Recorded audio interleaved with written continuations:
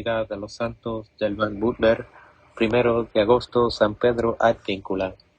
En la vida de Santiago el Mayor se cuenta que Herodes Agripa, después de haber mandado matar al apóstol para ganarse al pueblo, trató de congraciarse más y encarceló a San Pedro. El tirano tenía la intención de condenar a muerte al príncipe de los apóstoles después de la fiesta de la Pascua. La iglesia entera se puso en oración para pedir a Dios que salvase de la muerte al supremo pastor. Por su parte, Herodes tomó todas las precauciones posibles para impedir que se escapase el prisionero, pues ya con anterioridad los apóstoles habían sido puestos en libertad por un ángel. San Pedro, perfectamente sereno y resignado a la voluntad de Dios, dormía en la noche anterior al día que debía comparecer ante el pueblo, cuando Dios decidió salvarle de manos de sus enemigos. San Pedro dormía entre dos soldados a los que estaba encadenado. La prisión se iluminó de pronto y un ángel despertó a San Pedro tocándole en el costado. El mensajero de Dios dio al apóstol la orden de levantarse, echarse la capa sobre los hombros, calzarse las sandalias y seguirle.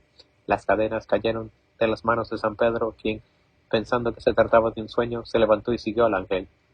Juntos atravesaron las dos puertas de las celdas y la puerta de hierro de la prisión que daba a la calle se abrió sola. El ángel acompañó al apóstol por una calle y desapareció repentinamente.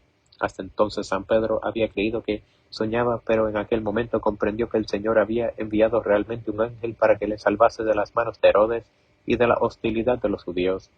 Inmediatamente se dirigió a la casa de María, la madre de Juan Marcos, donde algunos de los discípulos se hallaban en oración por él. Abrió la puerta una mujer, la cual, oyendo la voz de Pedro, corrió a anunciar a los otros que el apóstol estaba ahí.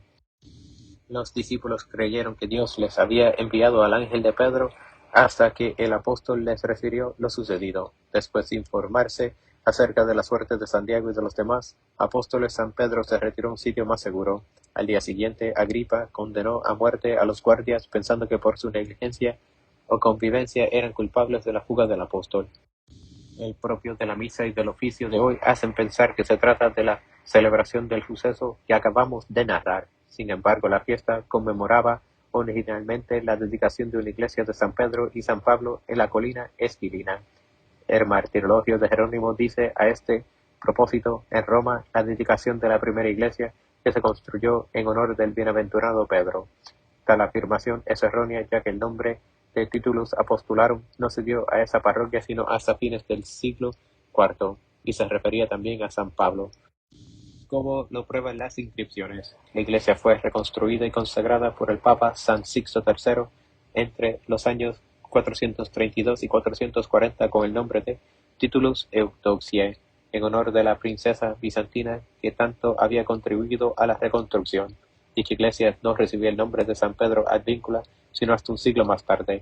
El título hace alusión a las cadenas que sujetaron al apóstol en Roma y que se conservaban ahí.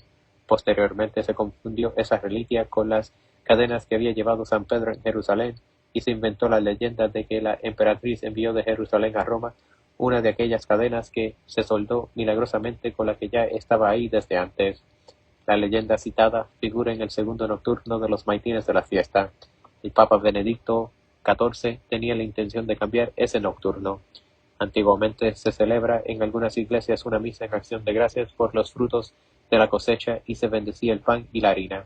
Según el testimonio de los libros litúrgicos, los griegos y los latinos acostumbraban a bendecir en este día o el 6 de agosto las uvas de la cosecha del año.